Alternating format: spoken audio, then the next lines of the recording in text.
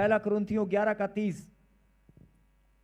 इसी कारण तुम में बहुत से निर्बल और रोगी, बहुत से निर्बल, बहुत से रोगी, रोगी में सारे रोग आ गए, सारे निर्बल आपकी कमजोरी आ गई। निर्बल मतलब जितने भी कमजोरियां आपके अंदर हैं, जिन चीजों से आप कमजोर हैं,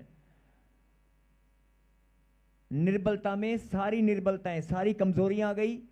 और शरीर की, मानसिकता, किसी प्रकार से धन की, जो भी आपकी कमजोरियां हैं, सारी कमजोरियां, जिस प्रकार से भी आप निर्बल हो, एक दूसरे को हाथ लगा और कहें जागते रहो। हाथ लगाने वाला सो जाएगा तो जागेगा कौन? और जो बराबर वाला वो खुद सोया। फिर से सुने, जरा गहरी बात है, जरा ध्यान से सुनना। पहला कुरिन्थियों 11:30, इसी कारण तुम में बहुत से निर्बल और रोगी हैं। निर्बलता का मतलब है कि जितने भी निर्बलताएं तुम्हारे अंदर हैं, और रोगी का मतलब जितने प्रकार के रोग, जितने भी बीमारियां, जितने भी रोग और जितनी बीमारियां तुम्हारे पास हैं, सारी बीमारियों की बात हो रही है। और लिखा, और बहुत से सो भी गए, मतलब चले गए। कहने का मतलब क्या हुआ? अनुचित रीति से भोज, प्रभु भोज में शामिल होना, परमेश्वर का भय न मानना, और प्रभु भोज में बैठ जाते हैं आगे। या परमेश्वर को जानने के बाद भी अपने जीवन में पाप को जगह देकर रखना, अपने पश्चाताप करने के बाद भी अपने जीवन में गलत काम करते रहना।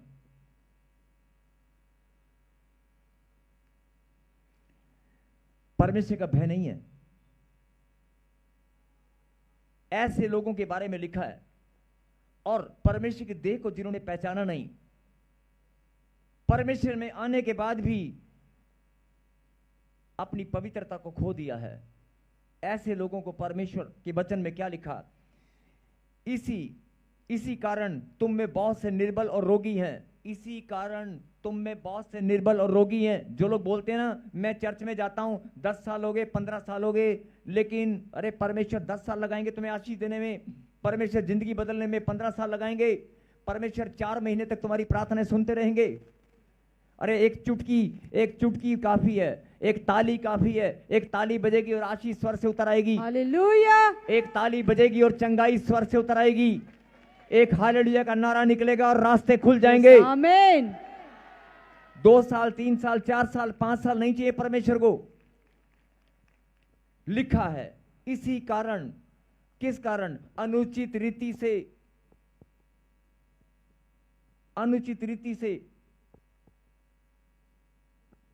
और परमेश्वर का भय ना मानने से, परमेश्वर की देह में, यह देह परमेश्वर का मंदिर है, इस शरीर में गंदगी और पाप का अधिकार परमेश्वर का नहीं, किसी और का अधिकार जब आपके जीवन में है, आपको डर लगता है। बहुत सारी कारण है, बहुत सारी। इसी कारण, ध्यान से सुने, इसी कारण तुम में बहुत से निर्बल और रोगी हैं। निर्बल तुम्हारी कमजोरियां। बहुत सारे लोग बोलते हैं ना कि मेरे को अपने पति से डर लगता है, मैं क्या करूं, मेरे पति मुझे रोज मारते हैं, वो दारू पीता है, मेरे बच्चे नशा करते हैं। आप कमजोर हैं, निर्बल हैं। नशे के आगे, लड़ाई झगड़े के आगे, कर्जे के आगे आप कमजोर हैं। हालात और परिस्थिति के आगे सारी निर्बलताओं की बात हो रही है। और जब रोग की बात करें तो सारे रोग, जितने भी रोग हैं, शरीर के और मन के जितने भी रोग हैं, सारे रोगों की बात यहां पर हो रही है। तुम में बहुत से निर्बल हैं, तुम में बहुत से रोगी हैं। और निर्बल और रोगी इसी कारण घूम रहे हैं। प्रभु में है लेकिन बीमारियां जाने का नाम नहीं ले रही, प्रभु में है लेकिन कर्जा उतरने का नाम नहीं ले रहा, इसी कारण। और बहुत से सो भी गए। आपने देखा होगा कि परमेश्वर में आने के बाद भी बहुत सारे लोग एक्सीडेंट हो जाते हैं, प्रभु में आने के बाद भी कि यार ये तो भला चंगा था, अच्छा भला था, पता नहीं कैसे चला गया। लिखा है इसी कारण जो कारण है उस पर ध्यान दें। इसी कारण तुम में बहुत से निर्बल और रोगी हैं, प्रभु में हैं लेकिन निर्बलताएं तुम्हारे अंदर घूम रही हैं, रोग तुम्हारे अंदर घूम रहे हैं। अरे रोग और निर्बलताओं का अधिकार तुम्हारे पर नहीं होगा, तुम्हारे ऊपर अधिकार होगा खुशियों का, तुम्हारे जीवन में भरपूरी होगी आनंद की। हालेलुया।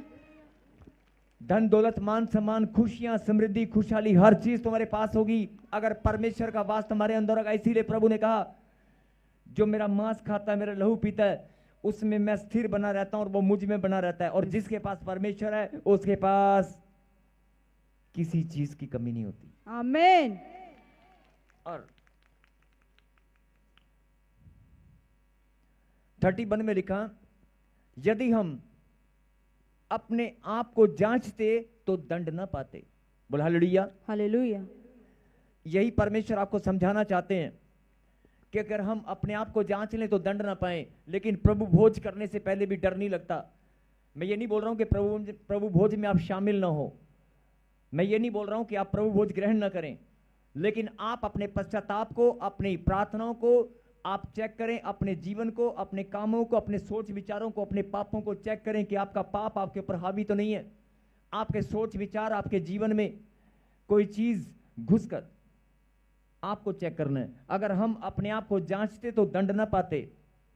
परमेश्वर ने कहा ये रोटी मेरी देह है। आज प्रभु भोज हम सब लोग मिलकर करेंगे, क्या आप तैयार हैं? सबके पास है? प्रभु भोज में जाने से पहले आइए हम एक प्रार्थना करेंगे। अपनी आंखों को बंद करें।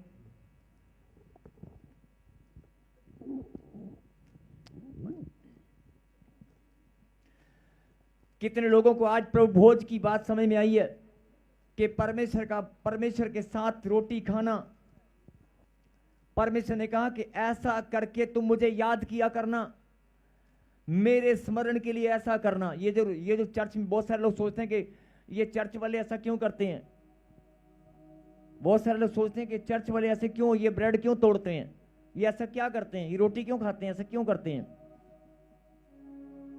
हो सकता है आप में भी बहुत सारे लोग नए आते हैं और पुराने भी हैं, लेकिन उनको ये नहीं पता कि ऐसा क्यों होता है।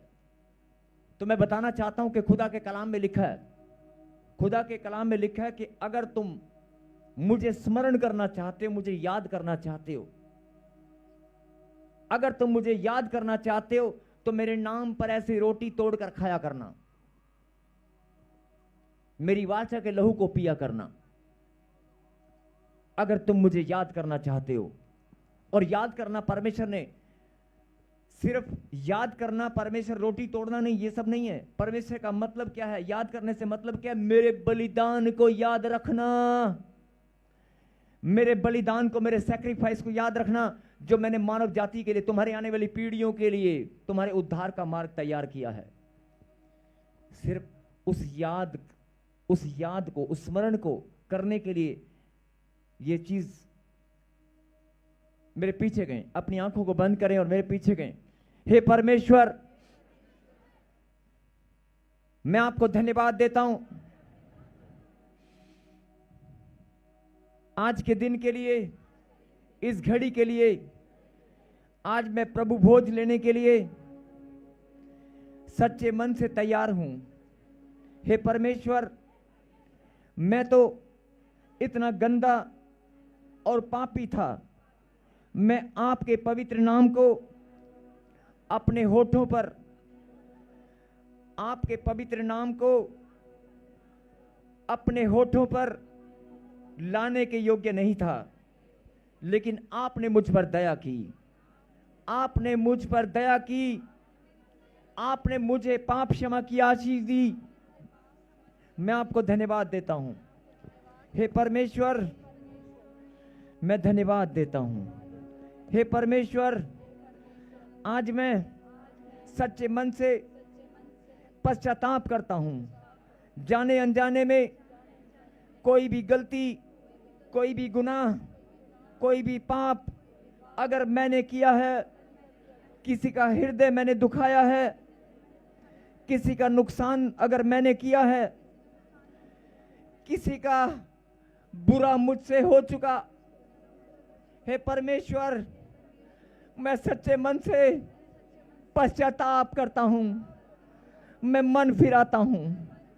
अगर मैंने वचन की शिक्षा के विपरीत कोई भी गलती की है, हे परमेश्वर, अगर मैंने आपकी योजना से हटकर, आपकी विधियों से हटकर कोई भी काम किया है, मैं मन फिराता हूं, मैं माफी मांगता हूं, मैं पश्चाताप करता हूं।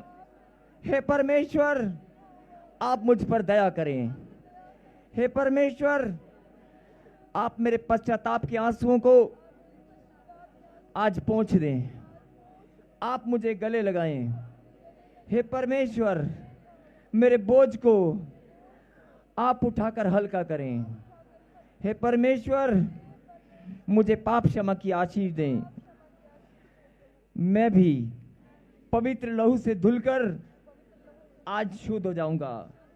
मैं धन्यवाद करता हूं आपके महान बलिदान के लिए, आपके बलिदान के लिए, आपके लहू बहाने के लिए, आपके कोड़े खाने के लिए मैं धन्यवाद करता हूं। हे परमेश्वर, मेरा नया जन्म है। अपने नए जन्म के लिए, अपनी बुलाहट और चुने जाने के लिए मैं धन्यवाद करता हूं। कहें आमीन। धन्यवाद पिता परमेश्वर, धन्यवाद परमपिता परमेश्वर। Thank you Lord Jesus. प्रभु जी, आपके वचन में आपने लिखा है, मुझे स्मरण करते हुए तुम ऐसा किया करना। मेरे पिता, आज हम आपको याद करते हैं, आपके बलिदान को याद करते हैं और आपके नाम से रोटी तोड़कर खाते हैं। सब लोग अपने प्रभु भोज को, ये प्रभु भोज आज से आप, कई लोग, मैंने कहा ना, इसकी वैल्यू को नहीं समझते, इसीलिए परमेश्वर ने आज ये वचन आपके बीच में भेजा है। आपके हाथ कांपने चाहिए, आपके हृदय में डर होना चाहिए प्रभु भोज को लेने से पहले। अरे मैं प्रभु भोज ले रहा हूं, लेकिन क्या मैंने पापों से मन फिराया है? क्या मैंने कोई गलती तो नहीं किया है? प्रभु का नाम अपने होठों पर लाने से पहले आपके अंदर डर होना चाहिए। अरे मैं प्रभु भोज में शामिल हूं, लेकिन मेरे अंदर पाप अभी भी घूम रहा है। अगर कोई गलती है, कोई गुनाह है, तो प्रभु से मांग कर माफी मांगे, प्रभु से बोले, प्रभु मुझे अपनी सामर्थ दे, मुझे छुटकारा दे। मैं इस पाप की गंदगी से बाहर आना चाहता हूं, मैं गुनाहों से तौबा करता हूं, लेकिन जो छुटकारा मेरा आज तक नहीं हुआ, मैं किसी लड़की के जाल में फंसा हूं, मैं व्यभिचार में गिरा हूं, मैं 2 नंबर की कमाई कोई करता हूं, या मेरे धन में कोई कीड़ा लगा है। कोई भी ऐसी बात जो आपके मन में, आज आप आंख बंद करें और परमेश्वर से 1 मिनट सिर्फ मौन रखें, एकांत में परमेश्वर से बात करें शांत होकर। अगर आप बील सुनेंगे ध्यान से, अगर आपके शरीर का कोई भी हिस्सा खराब है, कोई कोड़ आपको लगा है, कोई एलर्जी है, कोई शरीर का हिस्सा काम नहीं कर रहा, तो इसका मतलब कोई श्राप आपका पीछा कर रहा है। मेरे खुदा आपके शरीर को, आपके मन को, आपके जीवन को फिर से हरा भरा कर देंगे।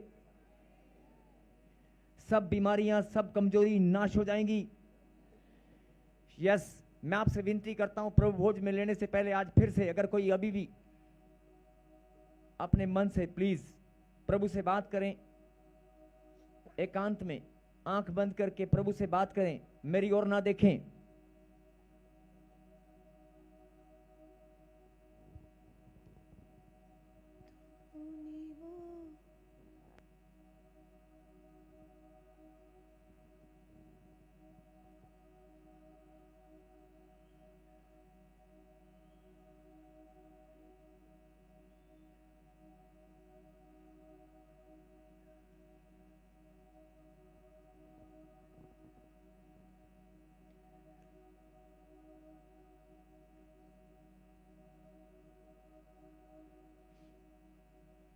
कहीं हालेलुया।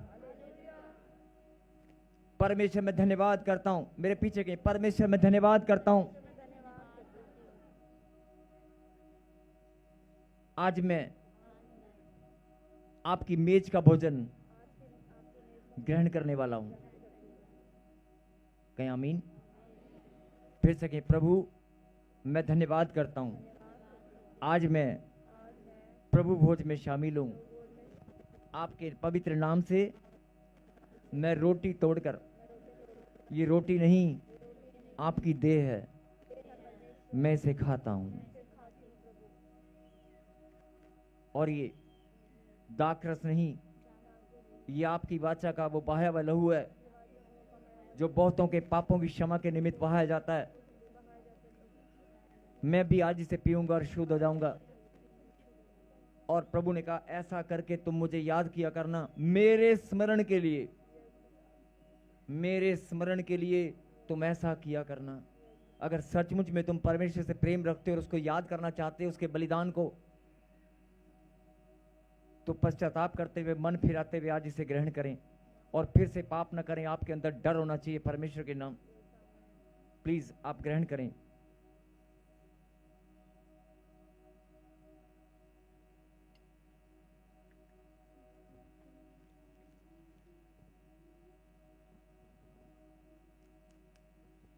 ऐसा करके प्रभु ने कहा, मुझे स्मरण किया करना। धन्यवाद परमपिता परमेश्वर, जिन बच्चों ने प्रभु जी आज आपको याद किया है, जिन बच्चों ने प्रभु जी आज मन फिराकर तौबा की है, और जिन्होंने अपने हृदय को पवित्रता के साथ आपके चरणों में समर्पण किया है। आपने कहा,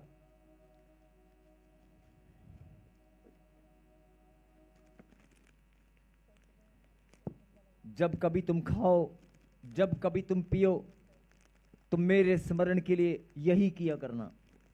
जब कभी तुम खाओ, जब कभी तुम पियो, मेरे स्मरण के लिए यही किया करना। कहें हालेलुया। अपनी आंखों को बंद करें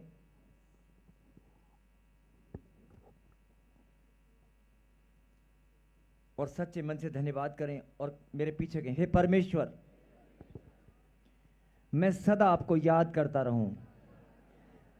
मैं नित्य प्रतिदिन, हर रोज, हर समय आपके बलिदान को धन्यवाद करता रहूं। हे परमेश्वर, आपका बलवंत हाथ मुझ पर और मेरे परिवार पर बना रहे। हे परमेश्वर, मैं धन्यवाद करता हूं, आपने मुझे प्रभु भोज में शामिल होने का अवसर दिया है। धन्यवाद परमेश्वर। बहुत सारे लोग इस प्रभु भोज में शामिल नहीं हो सकते, लेकिन प्रभु भोज जब भी आपने ग्रहण करना है, अनुचित रीति से मत करना, और अगर पाप जीवन में है तो मत करना। प्रभु का भय मानना। लिखा है, बहुत से इसी कारण निर्बल रोगी हैं और बहुत से सो भी गए, चले गए। यही बात परमेश्वर, कई लोग कहते हैं ना कि हम प्रभु में हैं, इतने साल हो गए लेकिन हमें बच्चे की आशीष नहीं, हमारा घर नहीं बन रहा, हमारे धन में बरकत नहीं है। इसका मतलब प्रभु को भय मानते हुए आप जीवन, लेकिन कोई ना कोई चीज छुप कर आपके जीवन में पाप, कोई ना कोई बहाना शैतान के पास है। अगर आपका समर्पण सच्चा है तो परमेश्वर आज शैतान के सारे बहानों को, शैतान के हर एक बहाने को प्रभु जी आज उखाड़ देंगे। आज फिर से अब परमेश्वर आपको नया बल देंगे। बोला आमीन। आमीन। यस, जोरदार ताली बजाकर धन्यवाद करें। परमपिता परमेश्वर, मैं आपका दास प्रार्थना करता हूं, जिन्होंने आज प्रभु भोज में, आज मेरे पिता आपकी उपस्थिति को महसूस किया है, जिन्होंने आपको याद किया है, मेरे पिता आज तेरी दया वाला हाथ, तेरा अनुग्रहकारी हाथ हम सब के ऊपर और ज्यादा बढ़ने पाए। सबको जय मसीह की। मैं जतिन बब्बर और आप देख रहे हैं मसीह परिवार चैनल। जैसे कि आप सब जानते हैं कि मैं इस चैनल पे प्रभु के अलग अलग दासों की वीडियोस डालता हूं, तो अगर आपको हमारा चैनल अच्छा लगता है तो आप इस चैनल को ज़्यादा से ज़्यादा सब्सक्राइब जरूर करें, ताकि आप प्रभु के वचन को सुन सके। वीडियोस को ज़्यादा से ज़्यादा शेयर करें, ताकि जिन लोगों तक वचन नहीं पहुंचा उन तक वचन पहुंच सके। सबको जय मसीह की। एक बार मैं आपसे दोबारा कहूँगा कि इस चैनल को सब्सक्राइब जरूर करें और वीडियोस को ज़्यादा से ज़्यादा शेयर करें। जय मसीह की।